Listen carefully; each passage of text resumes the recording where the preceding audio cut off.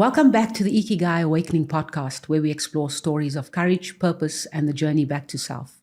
I'm your host, Narina Mudli, and today's guest is someone whose presence radiates both power and grace. Koo Govender is a name many in the industry know. She's the CEO of Publicis Group Africa and the first woman to lead the agency across the continent. Her career has spanned giants like MultiChoice, VWV, and Dentsu. But what inspires me most is not just the titles or achievements, it's how she leads with heart. Koo has faced profound personal loss and still shows up, rising again and again with wisdom, strength, and purpose. She's a mentor, a visionary, and someone I'm deeply honored to have on the show. Let's dive into a conversation that explores leadership, healing, and what it means to live a life of significance. Koo, welcome to the Ikigai Awakening Podcast. I'm so excited to have you here today. Thank you so much. Thank you. It's such an honor to be here. So, if we had to strip away all the accolades and all of the titles, maybe tell us who Koo really is at the core. Sure, Narina. So personally, my philosophy, I think that's going through personal loss. I always have this philosophy, and I didn't know what it meant until I've gone through the personal loss in terms of who Koo really is. And my philosophy in life is your family, your friends, your people that are really close to you. I put an analogy of a crystal ball.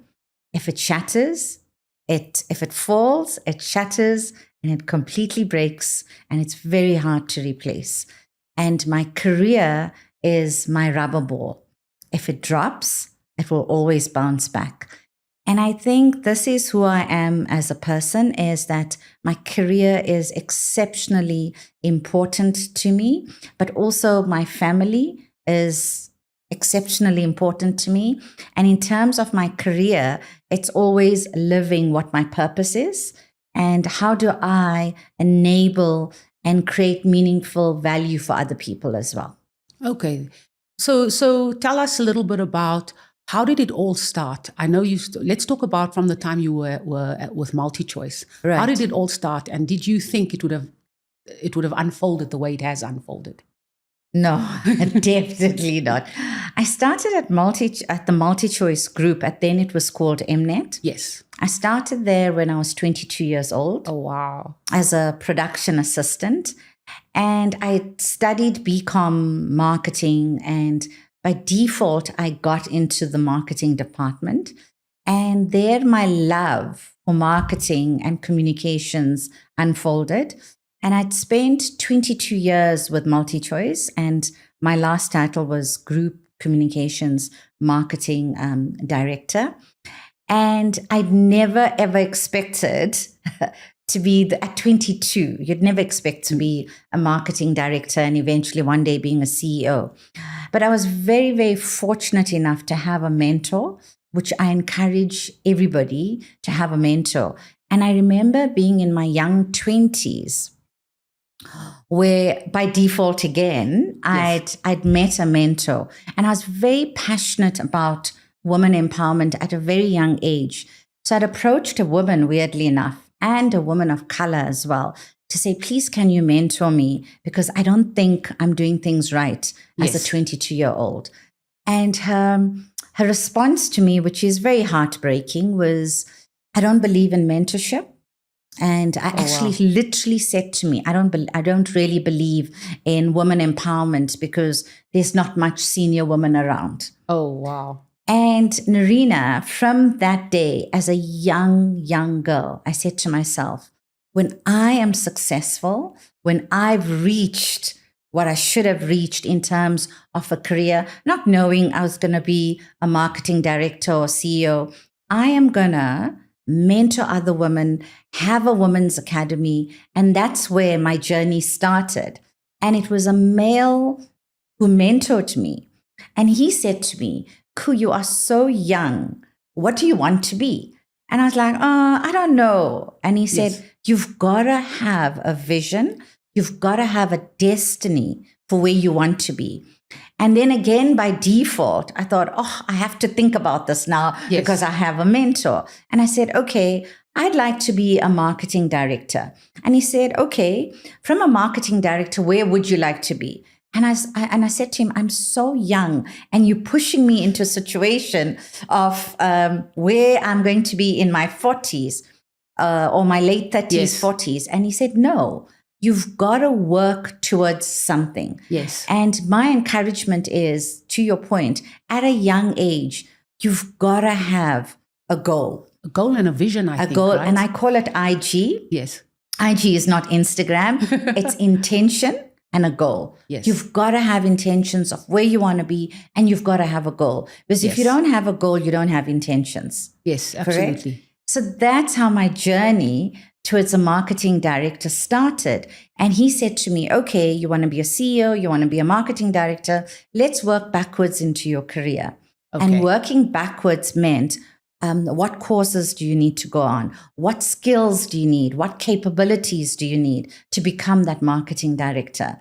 Yes. And therefore, I reached the marketing director, and after that, a CEO title.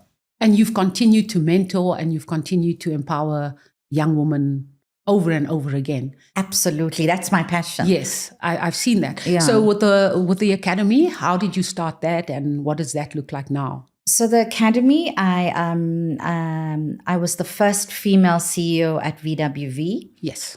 And VWV at that time, which was over 10 years ago, was about 30 years old, and they've never had a female CEO. Yes. And one of the things the board did, which was very, very kind of them, said, we're looking for a corporate social investment strategy, and we would like you to develop this. And I shared with the board a proper presentation, and I said, I am so passionate about women's empowerment. I would like to create a women's academy for younger final year tertiary students. Yes. And how do we empower them and let them get more seats around the boardroom table? And therefore, the birth of Pakama Women's Academy, which means Rise Up in Xhosa. Yes. And that's still running, and it's still going, and it's very successful. We've had over 200 women graduate. And can I share a little bit? Because I'm so passionate We'd love about to hear more Pakama. So Pakama is targeting final year marketing and communication students. And the universities that we partner with are Vega, it is UJ, even after, and AAA as well. And these universities, basically what they do is they partner with us. We go to them and say, this program is for 6 to 8 weeks. And part of the modules are how to shape your goals, how to negotiate your salary, how to handle sexual harassment, how to lead a well-balanced life. And it's very intense modules for 2 hours. And we assign them with mentors as well. And Yes. Fortunately enough, lots of the mentors actually found these young women jobs. And the academy has been running for over 10 years. And those young women now are marketing executives in a lot of marketing companies, you know? Yes. So that will show you how one little project has made such a big impact Yes. in South Africa. And it must be so rewarding to see that each time these girls have, they just bloom and go forward and do such wonderful things. Exactly. And to be a part of that must be incredible. And one of my things to the young women is, we've helped you go and pay it forward. Yes. And that's exactly Yes. what they're doing. How do Yes. they pay it forward? Yes. So it takes a community to build a woman, and that's what they're practicing Yes. as well. Yeah, it would be so wonderful to see more of these initiatives take place, because I think it's these kind of things that will change the country, change circumstances. So let's hope we see more of that. Absolutely. And I Yes. think, Narina, especially with senior women in influential positions in corporates, I Yes. would encourage women to do mentorship programs, Yes. to run sponsorship programs, to do coaching, so we can see more women rightfully taking their places in Yes. a corporate, but also setting them up for success and not for failure. Yes. And I think a lot of women have gone into senior positions without that support that they require, and without being empowered as well. Yes. And I think that makes it so much more difficult to achieve your goals or to get where you want to go. I've always said that mentorship if I'd known as a young girl, that mentorship was so important, I think I would have achieved my goals a lot sooner. But Me you don't too. know what you don't know. Exactly. Yeah. So how do you short circuit this Yes. for young girls to say, in my experience, don't do this or don't do that. And this is how you handle yourself in the boardroom. This is how you have your KPI discussions. So it's important. Absolutely. And I never knew that No, as a I young didn't- 22-year-old. I didn't either. And I think that's one of the reasons I didn't like corporate, because I didn't know how to handle so many aspects of corporate. Yes. For me, it worked out differently, but I think for many other girls, it also ends badly without the knowledge and the skills. So that's great. And a lot of women drop out. Yes. From a senior perspective or even in a middle management perspective, because they go, I've got no support. Yes. And it's Yes. so sad because their potential has never been unleashed. Yes. Yeah. And I suppose, especially when you're working in a male-dominated world, and it's all the more difficult as a woman. Exactly. Yes. And it's very easy to give up. Yeah. And I believe as a woman in a corporate, we work not twice, not thrice. We really work hard to prove ourselves. Yes, and then you still have to come home and still be a wife and a mother and all of those things. Exactly. So let's talk about that. How did you build your career and still be a mother and a wife and run your home? So there's another philosophy that I had, and it versus quantity versus quality. Yes. So I never really spent time with my kids from a quantity perspective, but I spent time with them from a quality perspective. Okay. So it's very important. And, now we have so many distractions, cell phones, TV. And when you're at home and when you're with your kids, you've got to be present. And I remember my kids at that time telling me, Mom, I'm talking to you and you're on your phone or you're on your computer.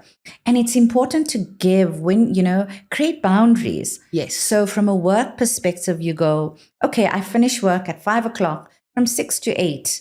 Yes. This is my time with my kids and my family. You have dinner together. You are completely present and you're completely living in that moment with your family. Yes. Which at a very late age, I've realized, oh my God, I am not spending, I'm spending the quantity, but not the quality. Yes. And a lot of us live on autopilot. Yes. You're running from one thing to the next. So living in that presence is super, super important. Yes, I think that, and I think also having a supportive partner. Yes. I think it's very important to have somebody that doesn't just see you as the wife and the mother and that you've got to do all of those things. It's somebody that respects that you've also building your career. Absolutely. And you're also doing all of those things. So there's got to be that balance and that support. And you obviously had that from my partner. Cribs was an amazing support.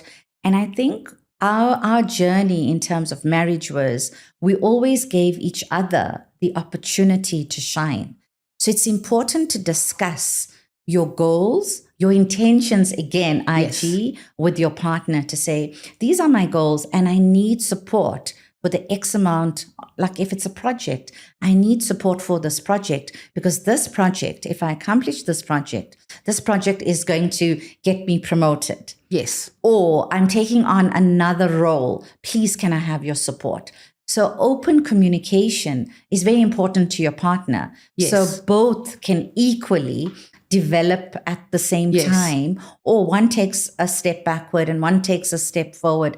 And that's exactly how Cribs and I did it in our careers, because we both had very thriving careers. Yes. And we both were very patient and very supportive of each other. Even from a cooking perspective. Yes. I would say, please, can you help me cook? Yeah. For this week because I've got meetings that are ending off late. Or please, can you take the kids to certain parties? I can't do it. Yes. So it's all about communication and it's all about support as well. Yes. And the thing I can relate to that, but obviously I ran my own business for many years and Dean was the same. He would, on the nights where I worked late, he would help with the kids. He would also just make sure that there was food, even though he couldn't cook, but, do all of those things. And the fact that we've got that in common, that we've both lost supportive partners, isn't something you want to have in common with anyone, but it's what we do have in common. I think when you lose that, your whole life changes because you become so, that's your world. That's what you see. That's World how life shatters. was. Everything shatters. Your world shatters. And like you said, it's like a crystal ball, and you're not going to be able to put that back together. So losing cribs, how did you reinvent yourself? Because you have to reinvent yourself after that. You're almost a new person in many ways. New. Yeah. Hey? So losing cribs on the 13th of January 2022, my whole world shattered. I saw everything just crumbling in front of me, and it happened so quickly as well. And the first thing that I've learned is people label you together. It was Cribs and Koo. Yes. You don't really have your identity as much as you've had your career, but there was no real identity of who Koo was, right? Yes. And I got married at a very, very young age as well. So Cribs was exceptionally strong. He ran our finances at home. He did everything for me. So imagine you have to pause and reflect, and you go, oh my God, I've lost my partner, my best friend, my advisor, my mentor. Everything's just gone. Where to from here? And firstly, and I'm going to be very honest and very vulnerable. I'm a CEO of a company, but my personal finances, I knew nothing.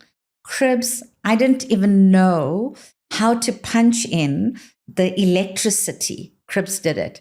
I didn't even know how to pay COJ. So this is how bad I was in terms of not knowing so many things. And in terms of life skills, from a personal financial perspective, I would get something from my personal banker or my financial advisor. I would email it to Cribs, FYI. I wouldn't even read it. And I think at that stage, I realized, sure, Koo, you need to grow up now. You literally need to grow up. Yes. And the one thing that taught me is winding up an estate. Yes. That was the biggest learning curve of my life. And it taught me finances, because then I had to literally sit back and go, okay, how do I firstly wind up an estate? How do now, from a double income household, you're now a single income household, what is priority, what is not? How do I live going forward from a healthy finance perspective, personal perspective? Yes.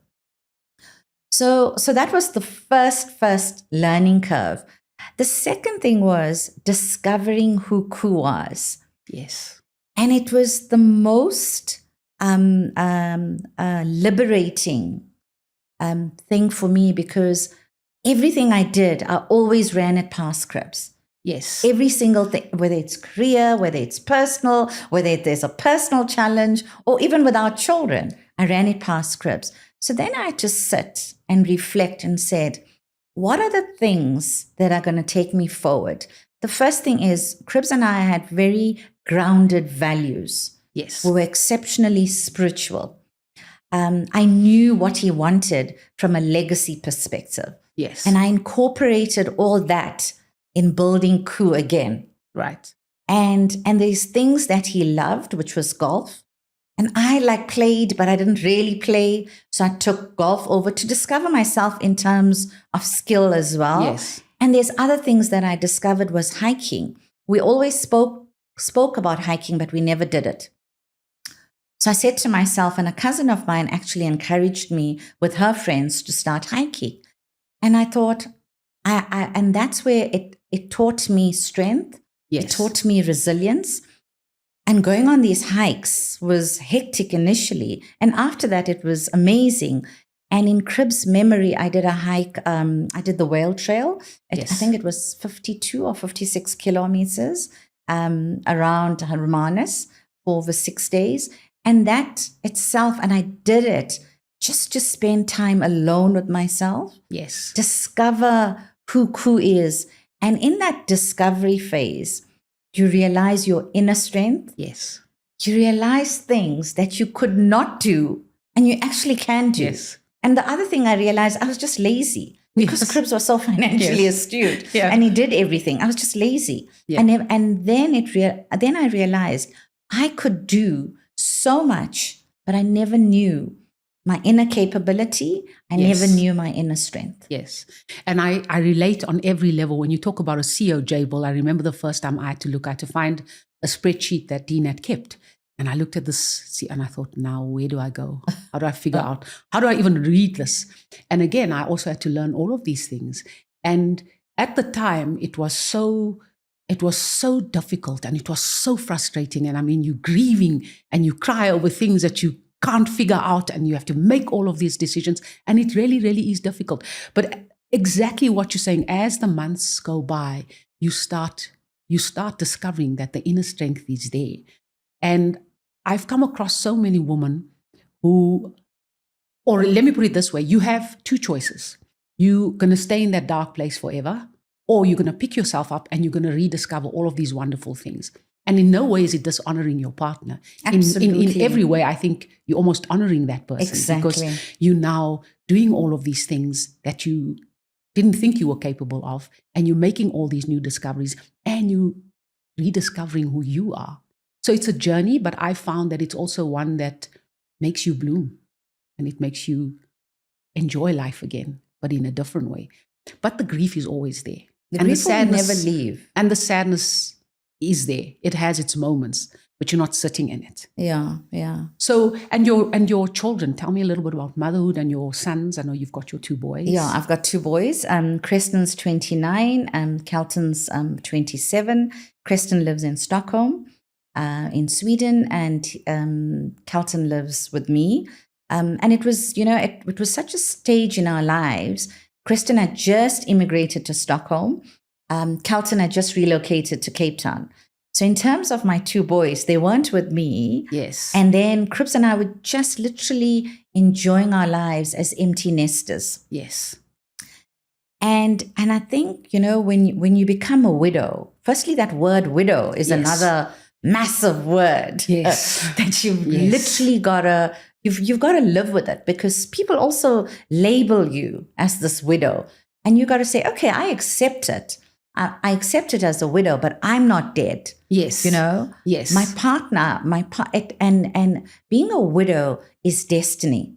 It's not a choice. Yes. It's a choice maybe from God, but it's not a choice between you and your partner. No. Right? So that was the one thing that I had to live with. The other thing is, I've had two boys in their 20s, in their early 20s, to lose their dad. It is soul breaking, literally soul breaking.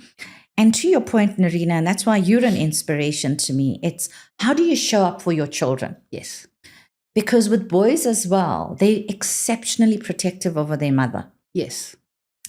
And whenever they saw me literally going down, because there's days where I would go, I can't do this. Yes. And I would see them crumbling, in a sense of feeling my pain. And it was this thought that came to me. They've got their future. They've got so much to live for. And I can't be in the selfish place of everything's about me, crumbling. I've got to literally pick myself up, move forward. And I think that's what grief is. You've got to move forward in a way that your partner, and I know for a fact, even with Dean, they would have wanted us to move forward, to make an impact and to fulfill their legacy. Yes. And I think that was one of the things about my two boys. They are super encouraging. And it so happened the year that Cribs passed away, I got offered the position at Publicis. Kelton got offered a position in Johannesburg. Creston got offered a new position. So the whole three of us were journeying a new season together. Yes. And we literally supported each other in that career journey. Yeah. And then the other thing that we said, what would Dad want? And at that time in 2022, it was the World Cup. So we said, Cribs wanted to go for the World Cup. Yes. So we said, let's travel to Qatar to watch the World Cup. And Dad always wanted to travel. Cribs traveling was his thing. So there's a lot of things in moving forward, but fulfilling the legacy of your spouse. And that's where I am at in terms of, how do you show up for your kids? Yes. How do you show up for work? how do you show up to live your purpose? Yes. How do you show up to live your husband's legacy? Yes. And I think that, sometimes I have visions and I go, I'm sure Cribs is in heaven and he's saying, well done. Yes. You're moving. Yes. Because sometimes with grief, you could move 20 steps forward and then you're gone 100 steps backward. And then you go, oh my God, I'm now back again to where it started. Yeah. And there's little things about grief that triggers you. Yeah.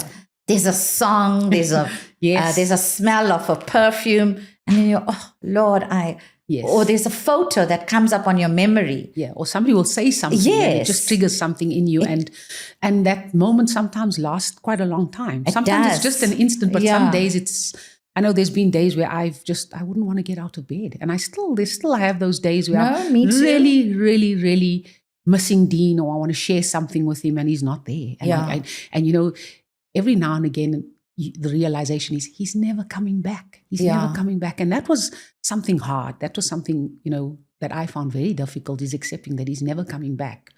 But also, when you talk about the children, I think when I looked at my children grieving and I was grieving, I realized that I have to be the one that's going to take us forward. Exactly. I'm going to have to be the one that's going to push these kids to do what they need to do. Yeah. Because if I was crumbling and they were worrying about me, and I think the same with you, if you weren't coping, how are your boys going to do what they need to do? Exactly.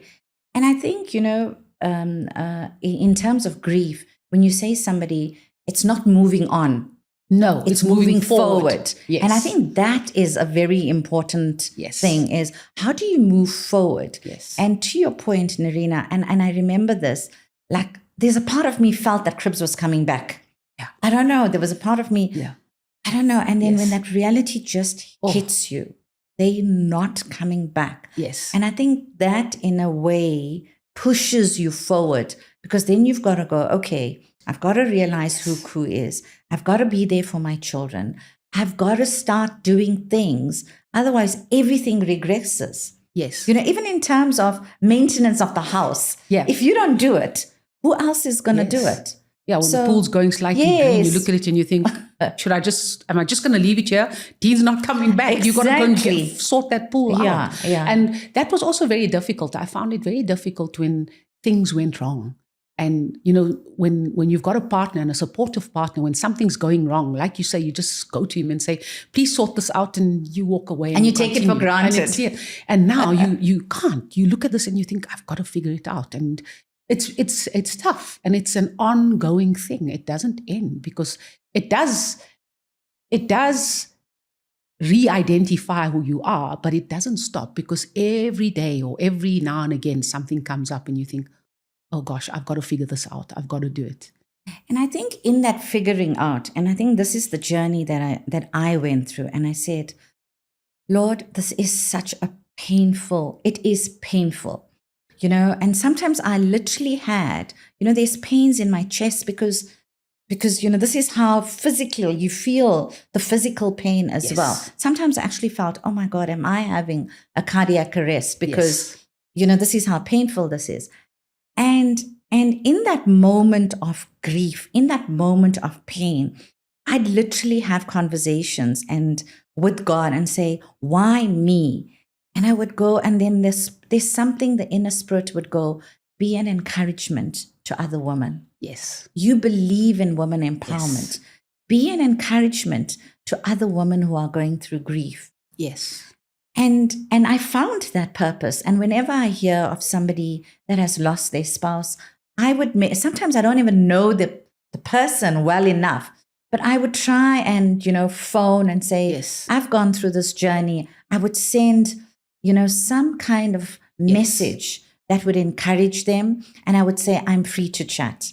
Yes. And a lot of women have taken me up on it. Yeah. And I think that's where we as women need to be there for one another. Yes, absolutely. And that's what my journey now is. This podcast, I've just written a book. It's all about that, because I see that I feel like that's now my purpose. Yes. Is to go forward and empower women in whatever way I can, but especially with things like grief. And I also think grief is not necessarily losing a partner. Grief could be divorce, losing a job, losing all a kinds of- child. losing a Yeah, child. yeah. So it could be many things that women just need the encouragement, and just know that there are people out there that can actually, that have walked this journey, and that can actually help in some small way. And sometimes it's just a little thing that you say, like you say, maybe just a phone call or a message Yeah. can make all the difference. And people coming from an Indian community, I think there's certain people who are very judgmental, Yes. exceptionally judgmental in terms of certain decisions that you've made, Yes. or certain things that you want to do, or certain advice that you're even seeking. Right. And they would go, no, you can't do that. Yes. Or no, that's what will people say? Yes. Oh my God, I'm so Yes. over that. Yes. What will people say? Yeah. And I think it's about us living in our race. And I'm very spiritual. And I remember having a word from God saying, stay in your lane, run your race. And there's sometimes you deviate. And I'm reading a book by Mel Robbins as well. Let them. Let Them. Mm-hmm. And it's such an inspirational book to me, because it's about us running this race. But how do we actually support, encourage, and be there for other women? As you said, it doesn't have to be grief. Yes. It doesn't have to be a loss, but it can be an encouragement. Yes. To get someone else onto another. It's a ladder. I see life as a ladder. How do you get the person to get to the next step to that ladder to achieve their goals, Yes. instead of pulling them down? Yeah. Yeah. And I think one of the ways in which you can do that is when you lead by example. Exactly. I've often said I've met widows who are not coping, women who really don't know what the next step looks like. And I say, well, it actually is tiny, tiny little steps. But coming back to the judgment thing, I think when you are given this title of widow by no choice of your own, Yes. you're also seen in a way, people also expect you to live life differently now, in a more quieter way, and almost being unseen, which is really unfair. But a lot of people see you like that. I saw that in certain friendship groups where you now looked at differently. You're seen as a threat. You're seen as a threat. You're excluded. Yes, You're also completely excluded from excluded. lots of things, because like you said, you were seen as a couple. You weren't seen as cool. Yeah. So now you're excluded. So it becomes even more important to start living your life differently. Living your life as this widow, but alone and in your lane. And like I know for a fact, the discussions, because Cribs and I actually chatted about death. We were fortunate enough, like we were very open about death in terms, if you die, if I die, Yes. but it was said in jest. But Yes. a lot of things, said in jest, sometimes you don't know what was said. And I know with Cribs being a very strong man and a very, very spiritual man, but also extremely supportive. Yes. He would have wanted me to show up at every milestep in my life. He would have wanted me to, and there's days when I'm crumbling and I listen to his voice that Yes. goes, come on, you can do Yes. this. So I think it's very important, having the widow title. It's very unfortunate, but we still have a purpose. Absolutely. And what is that purpose? Yes. And maybe the purpose may not be massive. No. It may be small, but live it. Yes. In your Yes. run your race to live that Yes. purpose. Yes. And I think there's also lessons in the people that do still have their spouses or their partners. Yes. There's lessons in that, live your life, do your thing, appreciation, don't take things for granted, because unfortunately the journey does come to an end. It's just you don't want it to end. You don't accept that, but it does come to an end. So while you're there, I think it's just living with that purpose and living and knowing and loving and experiencing life together in the most wonderful way you can, because you don't know when it would end. And I think, what grief has taught me? Grief has taught me gratitude. Absolutely, 100%. And I am so grateful for the memories that Cribs and I shared, that we shared with our kids. And then the gratefulness is when now I'm with my kids, I have got such a heart full of gratitude, because we're creating memories. Yes. And before it was taken for granted. Yes. And Yeah. I think that's the other thing that grief has taught me is gratitude, and don't take people for granted. Yes, not taking people for granted, appreciating what you've got, and then also your children. Yeah. Just being so grateful to have children that are supportive, that are in your life, that that you've got. And then also just seeing that person in your children. Sometimes I say something and I know it's maybe not the most sensible thing, and Danishka will say, "No, Mom, that's not the way it is." And I hear Dean's voice. It's almost like he's speaking through his child, Yeah. So the messages come in funny ways. Completely. And I think, Narina, you are such an inspiration. I say this again because I really, really mean it. And we're here to build one another. It's important as well. There's women who are really struggling. Yes. And you can't give up on them. No. You've got to be constantly encouraging them in terms of saying you can do it. Yes. If you need help. Yes. These are the sources of help, be it spiritual, be it, psychological. Yes. So I think that's the other thing. I think we're very fortunate. We found our inner strength. Yes. Not everybody can. Right. Yes. Yeah. And I've also seen, I don't know if you've heard Nikki Bush talk about the what if. She's got this what if concept or program that she talks about a lot. What if you lose someone? What happens? And things like winding up an estate and all of those things. I know people who really, really battle with winding up the estate and, doing all of the day-to-day stuff. And not everybody has the capacity to handle that. And I think that's where people like us come in. Like, know that there is support. There is someone you can pick up the phone to. Yeah.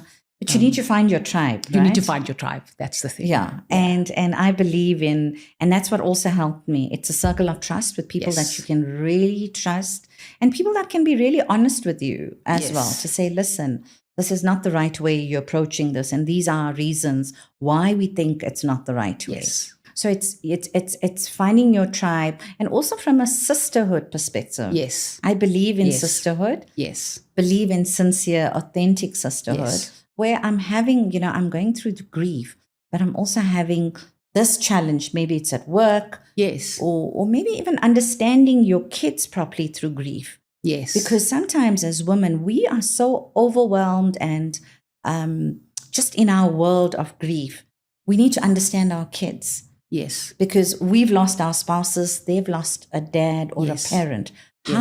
What's happening in their minds? Yes. So we need that support. Yes. So sometimes I think it's very important. And the one lesson I've learned is in leadership, you've got to be vulnerable, because from vulnerability, people see your authenticity. Yes.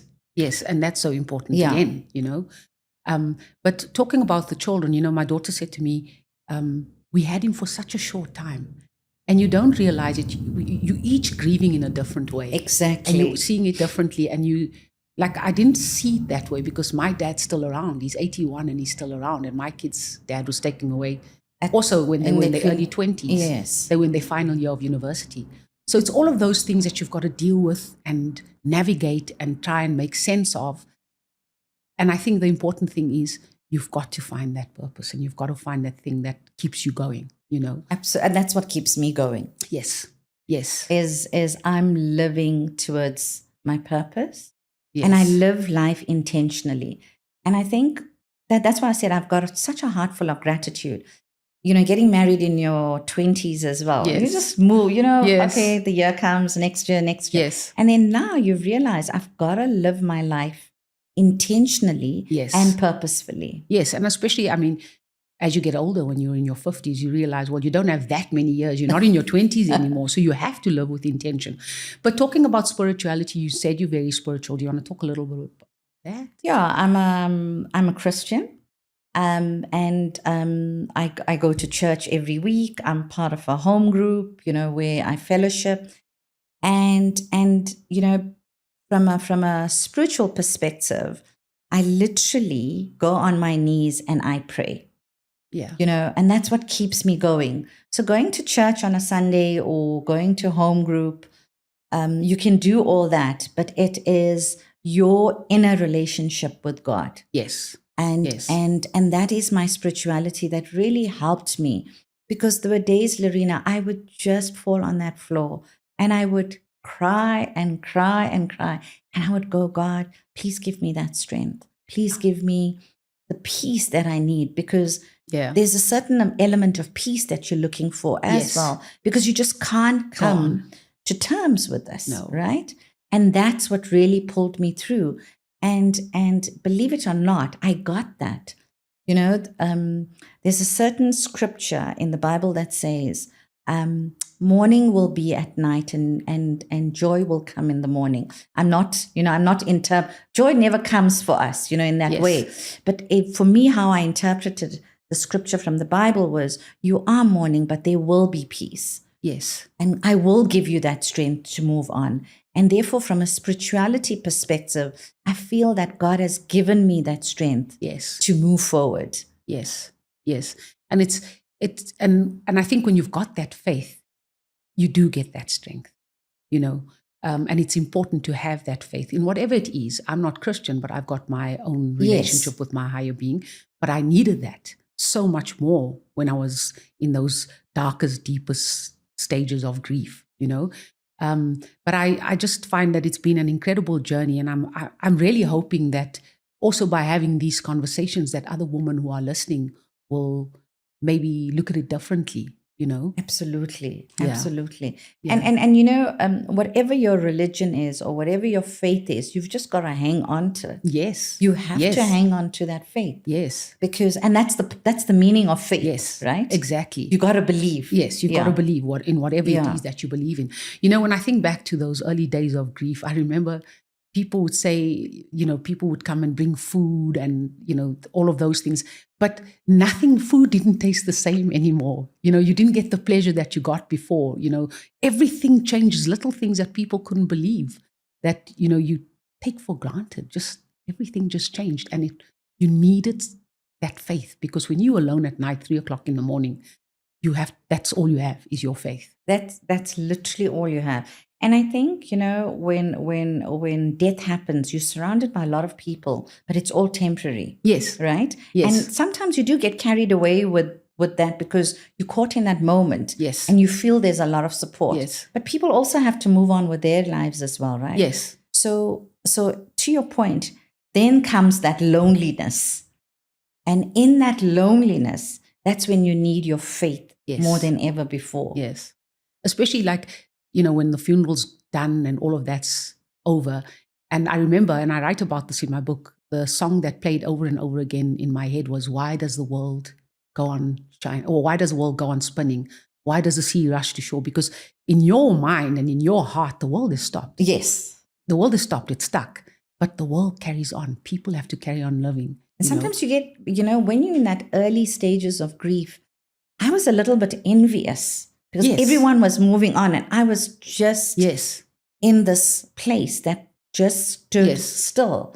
But what I learned from that is it took me a long, long time and to reflect. I'm a person that reflects. What I've learned from that, when you're in that place of stillness and you feel everybody's moving on, that's the place that I believe God is working within you. Yes. Is how do you, that's a space in terms of saying, what is Koo?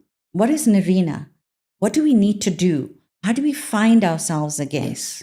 And that's something that I didn't do. And it took me a long time to get to that place. And I think that is the critical phase of embarking on the journey of grief. Because you live with grief. Yes. But there's certain elements of it where you got to go, okay, I'm in this situation. I'm grieving for the person, for the love of my life. But how do I find myself again? And even if it's the littlest things, even if it's a day, every day you're doing it, or every week you're finding, but you also need to journal stuff. Oh, yes. Okay, today I took 20 steps forward. Yes. And then 3 days prior, or I took 100 steps. Yeah. So what was in that journey of making me go backwards? What was I feeling? Yes. And sometimes being in this position, we're so afraid to get in touch with our feelings. Yes. Because it's scary. It's super scary. And there's and the thing is, it's you and your feelings. And when you've got a partner, there's always someone to bounce off. When you're having the hardest time, or you're going through a lot, you've got someone to bounce off. You've got someone in the middle of the night that you can wake up and say, I can't sleep, something's on my mind. But when you don't have that anymore, you rely on your journaling. You rely on all of those things that help you just move forward. And I think, when you're speaking about that, and this is, to younger parents who are bringing their, rearing kids up. Cribs and I, in our early stages of our marriage with our kids, we always had this authentic, transparent communication. Yes. Whatever happens. So when Cribs passed away, I reached out to the boys. Yes. Hey, I'm going through the situation. What do you think? Yes. And they would give me, and it's weird how kids give you these honest, unrated advice. Yes, absolutely. And they would go, Mom, this is not the way you're not dealing with this properly. This is how you should be dealing with it. So it's important as well as a family unit. Yes. To have that closeness of a relationship, that you can be vulnerable to a certain extent. Yes. And you can say, what do you think about? Because your kids also know you, right? Yes. So I also I fell back on my two boys. Yeah. Like my sons were my inner strength in a way. And I would go, like when I was changing jobs, Densu was really good to me. And I was like, but I needed this change. What do you boys think? I would literally, we three would have a call and we would discuss it. Yes. And then they would go, Mom, this is what you should be doing. This is how you should be doing it. Yes. And that's what gave me that inner strength, Yeah. Because before, Cribs was my go-to. Yes. Yes. And to your point, you have to have that transparent, open relationship with your children, because when something happens, you need your children to be capable and you need them to be there for you. Yes. I always think about Dean when he used to call me and he'd say, just come and have a look. I've put all of these things here. This is where you can find this. And I'd say, not today. But he taught his children. That's what so when Cribs I did. was looking for things and I needed documents and I needed stuff, they knew exactly where to go. And then also they kind of understood how their father worked. So they would say to me, no, don't make that decision. Dad wouldn't have done it like this. I think this is a better decision. Or when it came to things like financial decisions or simple things like even just car repairs or which garage to go to, they would, you had a go-to, but in a different way. Yeah. So I think it's very important to include your children in the way that you do things. Not necessarily every single thing, but like the important stuff. Your children need to be included in it. Yeah. Because I don't know what I would have done if I didn't have these two to help me along the way. No, so myself, things, my sons were my rock. Absolute rock. Yes, yes. But where to from here, Koo? What's the next big thing for you? In what way? Career-wise, dreams? Yeah, I think, in my career, I'm very happy where I'm currently at. But I think for me, it's my what next is, do I join an NGO, in my, now I'm in my 50s, in my early retirement or retirement age, making an impact. Do I join an academic institution in terms of doing something for the youth as well? So that's the journey. But that's a journey I would like to embark on, because I think I'm too young to retire. Yes. But also I'm still continuing with Pakama Women's Academy. And I sit on the Pink Drive board, which is, for cancer. So I still want to make that impact. So it's not what's next, I think. It's what do I need to continue doing to fulfill my purpose and legacy. And to continue making that impact and a difference. Yeah. Yes. But Koo, it was so lovely having you here. Thank you so much. And I really hope that who's ever listening, and if there's anybody that we can inspire today, then we've made a difference just today. Exactly. And yes, and we'd love to have you again on the show. And I think another time would be wonderful to talk about the academy and about mentorship in particular. I'm trying to get a couple of people together. So let's see what happens in the future. Okay. Thank you so much, Narina. Thank you so much for having me. No, it's been an absolute pleasure. Thank you. Thank you. Thank you. And from the Ikigai Awakening show, we look forward to the next episode with you. Thank you for joining us, and see you again.